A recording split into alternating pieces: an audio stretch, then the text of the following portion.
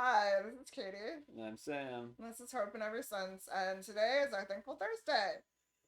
So, the thing I am thankful for is both of our kids are in different ways showing that they're being a lot more um, grown up. Independent. Yeah, more independent. Yeah, more independent. That's the word I was looking for. They're definitely being a lot more independent.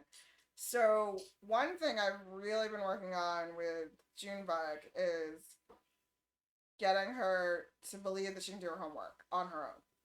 Because like even less than halfway through this first grade, she has been able to do the homework. But she still wanted me to sit there. Yeah. And because she wanted, she was double checking every single, was like, is that the right answer? She's totally getting every answer right. Or even if she wasn't, she was figuring out where she was going wrong and correcting herself. She didn't really need me there, but she still wanted me there. Yeah. So I was still sitting there, and and just this last week, she's been like, I can do this on my own. So I just put her homework out, and then I'm still in the room, I'm like doing something else or whatever, and I'm like, if you need my help, just ask me, because obviously there might be a question that's like, I don't get this question well. Yeah, exactly. But that's been really good.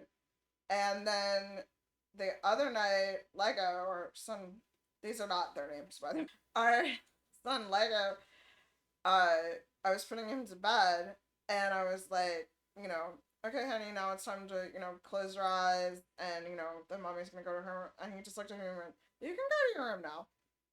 And I'm like, you wanna go back to sleep yourself? And he's like, yeah, I'm good. And I'm like, okay, yay.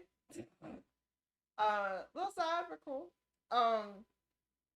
Anyways, then we were still putting June back to bed, and she was like, and so I just sent her a text, and I was like, he just told me to leave the room and he's gonna go to sleep by himself. You want to check? He actually went to sleep and just start playing with Legos again. Yeah.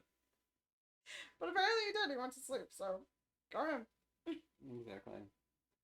Yeah, and I'm thankful that some of the stores, like the grocery stores, the supermarkets, they have hours for sensory. It's more for people that are, really affected by sounds and things like that.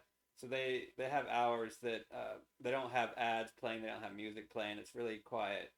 And I mean, it doesn't really bother me that much, but it's more of an enjoyable experience, I think, because you don't have a lot of stuff blaring at you.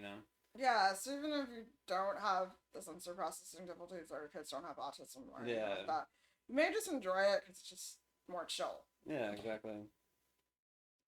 Yeah, I'm hopeful that more stores maybe could start doing that too.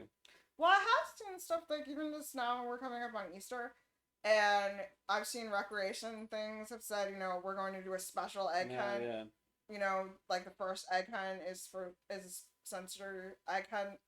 It's gonna be a lot less chill. They're making a lot more chill and stuff. So I have seen it's becoming a thing. Yeah, that's cool. It is becoming a thing, so that's cool.